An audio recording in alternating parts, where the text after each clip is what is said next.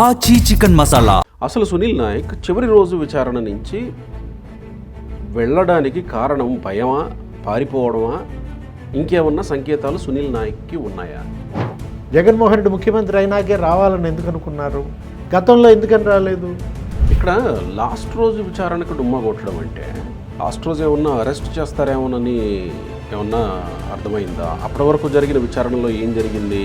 జగన్మోహన్ రెడ్డికి ఆయనకు ఉన్నటువంటి సంబంధాలు, ఆ పార్టీతో ఆయనకున్నటువంటి ఆ బాంధవ్యం. సరే, మదర్ సెంటిమెంట్ తోటి అవినాష్ రెడ్డి లాగానే సునీల్ నాయక్కి కూడా ఈ కేసులో అలాంటి పరిస్థితి ఎదురవుతుందా? అంటే ఆ టీం అక్కడికి వెళ్ళినప్పుడు ఏమని కేసు పెట్టారు? ఆయన తల్లిని అక్కడ గదిలో బంధించి తాళం వేశారు. నమస్తే, తెలుగు న్యూస్కి స్వాగతం. టీవీ శ్రీనివాస్ గారు సీనియర్ జర్నలిస్ట్ ఉన్నారు మనతో. నమస్కారం శ్రీనివాస్ గారు. నమస్తే శ్రీనివాస్ గారు, గత వారం రోజుల కిందట Sunil Naik RRR custodial torture కేసులో విచారణకి అటెండ్ అయితే ఎట్టకేలకు వచ్చాడు, అప్రూవర్గా మారతాడా ఏంటి అని మనం మాట్లాడుతూ ఉన్న క్రమంలోనే విచారణ జరిగింది. చివరి రోజు విచారణ ఎగ్గొట్టేశాడు, వెళ్ళిపోయాడు. తర్వాత కారణం ఏంటంటే మదర్కి ఆరోగ్యం బాగాలేదనేది. ఈ మదర్ సెంటిమెంట్ని మనం చూసాం ఇంతకుముందు గతంలో కూడా. అవినాష్ రెడ్డి, వివేకానంద రెడ్డి హత్య కేసులో అవినాష్ రెడ్డి కర్నూలులో పండించిన హైడ్రామా అంతా మనం చూసాం. సో అక్కడ మదర్ సెంటిమెంట్ వర్కౌట్ అయింది. సరే, ఇక్కడ కూడా వర్కౌట్ అవుతుందనే అనుకుందాం. ప్రస్తుతానికి సునీల్ నాయక్ తెలీదు వాళ్ళ మదర్ ఎలాంటి పరిస్థితుల్లో ఉన్నారు.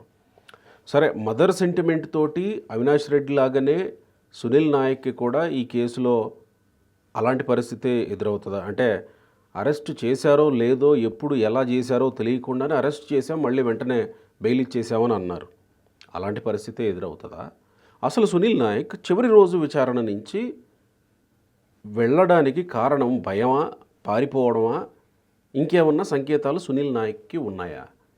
సునీల్ నాయక్ పోయాడు, ఉన్న సునీల్ కుమార్ని మళ్ళీ ఏమన్నా విచారణకు పిలిచే అవకాశం ఉందా?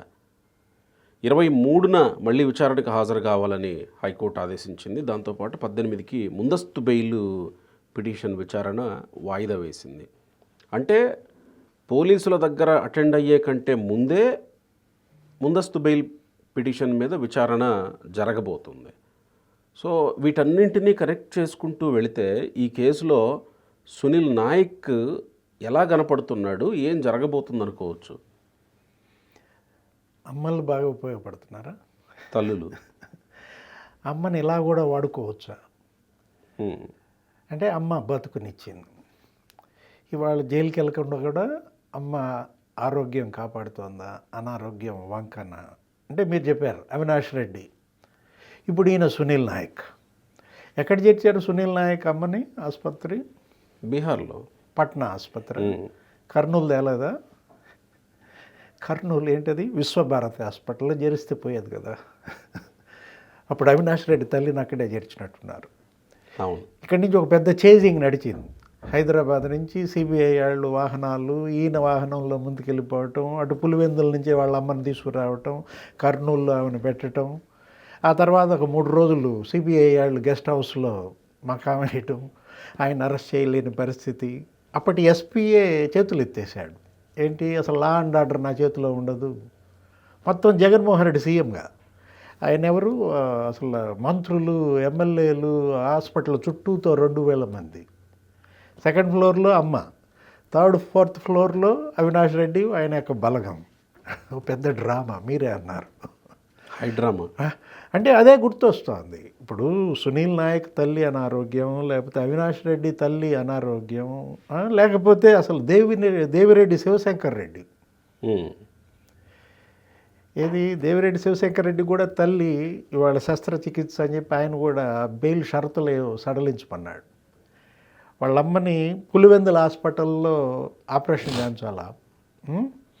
కాబట్టి నాకు ఏపీ వెళ్ళడానికి బెయిల్ షరతులు సడలించండి అని దేవిరెడ్డి శివశంకర్ రెడ్డి పెడితే, యాక్చువల్గా సునీత దానిపైన కూడా పిటిషన్ వేసింది.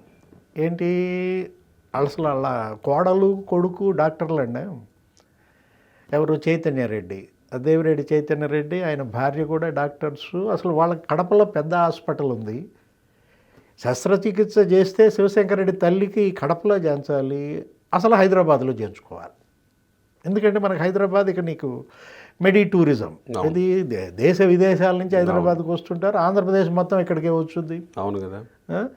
అట్లాంటిది కడప సొంత హాస్పిటల్ వదిలేసి హైదరాబాద్ హాస్పిటల్లో పెట్టకుండా శివశంకర్ రెడ్డి తల్లిని పులివెందుల్లో చేపిస్తానంటేంటి? దాని మీద ఈరోజు కోర్టు కూడా ఏమనిచ్చింది, 3 డేస్కి పర్మిషన్ ఇచ్చింది శివశంకర్ రెడ్డికి ఏపీ వెళ్ళడానికి.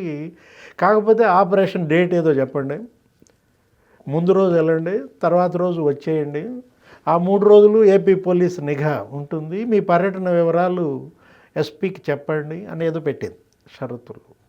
అదే అంటోంది, అమ్మ అనారోగ్యం ఇట్లా లోపలికి వెళ్ళకుండా బయట ఉండడానికి బాగా ఉపయోగపడుతుందా అంటే ఒకటి మనం అమ్మని కించపరిచే ఉద్దేశం కాదు, వాళ్ళ అనారోగ్యాన్ని అంతకంటే మనం తక్కువ చేసే పరిస్థితి కూడా కాదు. సునీల్ నాయక్ వాళ్ళ తల్లి అనారోగ్యం అయితే పట్నా నుంచి హైదరాబాదే తీసుకొచ్చేసుకోవచ్చు. పట్నా హాస్పిటల్స్ అక్కడ వైద్యం మరి ఎంత మేరకు అందుతుందో, అది మనకన్నా గొప్ప వైద్యం అనేవి మనం అనుకోం. ఇది అట్లాంటిది ఈయన మరి కనీసం ఇన్వెస్టిగేషన్ ఆఫీసర్కి చెప్పకుండా, ఇప్పుడు కోర్టుకు చెప్పారు కదా, ఆ కోర్టుకు చెప్పిందే నిన్న మరి మీరు ఇన్వెస్టిగేషన్ ఆఫీసర్ దామోదరం కూడా చెప్పుంటే ఇవాళ మీకోసం దామోదరం అక్కడ పాపం తన పని మానుకుని ఆయన ఎస్పీగా విధులు నిర్వహించటం, నీకోసం ఆయన అక్కడ వెయిట్ చేయాల్సిన అవసరం లేదు కదా ఒక రోజల్లా. అంటే ఇప్పుడు సునీల్ నాయక్ ఈ కేసుల్లో తప్పించుకోవాలని చూస్తున్నారా? స్పష్టంగా ప్రజల కళ్ళ ముందు కనపడతారు. అంటే తప్పించుకోవాలని చూస్తున్నారా, ఇరుక్కోబోతున్నానని ఏమన్నా అర్థమవుతుందా? అంటే ఇప్పుడు నువ్వు ఎవరు ఇరుక్కున్నారు? నీ అంతటి నువ్వే ఇరుక్కున్నావు ఈ కేసులో. ఎవరు ఇంకొకరు ఇరికిచ్చింది కాదు. డిప్యుటేషన్ మీద ఆంధ్రప్రదేశ్కి రావాలన్న ఆలోచన గతంలో ఎందుకని రాలేదు? జగన్మోహన్ రెడ్డి ముఖ్యమంత్రి అయినాకే రావాలని ఎందుకు అనుకున్నారు? మీ 20 ఏళ్ల సర్వీస్లో ఈ 3 సంవత్సరాలు ఇక్కడ డిప్యుటేషన్ ఒక కళంకం. సునీల్ నాయక్ వాళ్ళ బీహార్ క్యాడర్ ఐపీఎస్గా ఆయన 2005 బ్యాచ్. మరి ఆయన గతంలో ఎప్పుడు ఇంత వివాదాస్పదం మనం అవటం అటు బీహార్లో అక్కడ మీడియాలో మనకు రాలేదు వార్తలు. అంటే ఉద్దేశపూర్వకంగా ఆయన ఇక్కడ డిప్యుటేషన్కి రావడంలోనే ఒక హిడెన్ అజెండా కనపడతాను. జగన్మోహన్ రెడ్డికి ఆయనకు ఉన్నటువంటి సంబంధాలు, ఆ పార్టీతో ఆయనకున్నటువంటి ఆ బాంధవ్యం వైఎస్ఆర్ కాంగ్రెస్ పార్టీతో లేదు. పివి సునీల్ కుమార్కి ఆయన మరి ఒక పెట్ట, ఆయన పిలిపించుకున్నాడా? సునీల్ కుమార్ పిలిపించుకుంటే వచ్చాడా? జగన్మోహన్ రెడ్డి పిలిపించుకుంటే వచ్చాడా? అతనంతట అతనే వచ్చాడా? ఆ రోజు 2023తో ఈయన డిప్యుటేషన్ అయిపోయింది. 20లో వచ్చారు, 3 years డిప్యుటేషన్ మీద ఆంధ్రాకి వచ్చారు. ఆ డిప్యుటేషన్ పీరియడ్ అయిపోయినప్పుడు ఈయన అప్లై చేసుకున్నాడు. ఏమని కొనసాగించమన్నారు. అప్పటికి ఇంకా ఎలక్షన్ రాలేదు, ఇక్కడే కొనసాగించమని. ఇంకో 3 ఏళ్ళు నాకు డిప్యుటేషన్ ఎక్స్టెండ్ చెయ్యమని అడుగుతూ కూడా అప్పుడు ఇవే చూపించాడు కారణాలుగా. తండ్రికి పెరాలసిస్ అని, తల్లికి క్యాన్సర్ అని ఆయన ఇచ్చినటువంటి ఇది కూడా, కాకపోతే అది కన్సిడర్ చేయలేదు. మీరు ఇంకా మీ డిప్యుటేషన్ అయిపోయిందంటే మీరు మీ విధుల్లో బీహార్లో జాయిన్ అవ్వమని ఆర్డర్స్ ఇచ్చారు. దీంట్లో ఆయన వెళ్ళి మళ్ళీ జాయిన్ అయిపోయారు. సరే, ఇక్కడ ఓడిపోయిన ఉదంతం రఘురామకృష్ణరాజు. ఇవాళ ఈ కేసు మనం అంటోంది అదే, రాబోయే కేసులకి ఇదొక బెంచ్ మార్క్ అంటున్నాం.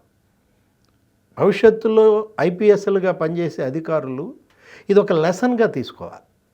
ఈ కేసులు జగన్మోహన్ రెడ్డి హయాంలో ఈ చిత్రహింసల కేసు అయినా లేకపోతే ఆ వివేక హత్య కేసు అయినా మనం ఐపీఎస్ల పనితీరుకి ఒక కొలమానంగా ఎలా ఉండకూడదు, ఎలా ఉండాలి. రైట్. ఇక్కడ లాస్ట్ రోజు విచారణకు డుమ్మా కొట్టడం అంటే లాస్ట్ రోజు ఏమన్నా అరెస్ట్ చేస్తారేమోనని ఏమన్నా అర్థమైందా? అప్పటి వరకు జరిగిన విచారణలో ఏం జరిగింది? విచారణ అధికారులు ఏం ప్రశ్నలు అడిగారు? కొద్దో గొప్ప బయటకు వచ్చినాయి. కొన్ని మీడియా సంస్థలు ప్రచురించినాయి వాటిని కూడా. ఏం జరిగిందంటే అతను వైపు నుంచి సమాధానం ముక్తసరిగా ఉండింది, కొన్ని గుర్తులేదు, కొన్నింటికి సైలెంట్గా ఉండడం, ఇలా మాట్లాడారు. అని కొన్ని వచ్చాయి. చివరి రోజు విచారణలో ఏమన్నా అరెస్ట్ చేస్తారు అనేటువంటి సంకేతాలు ఏమన్నా సునీల్ నాయక్కి అందాయా? ఎందుకు ముందస్తు బెయిల్ పిటిషన్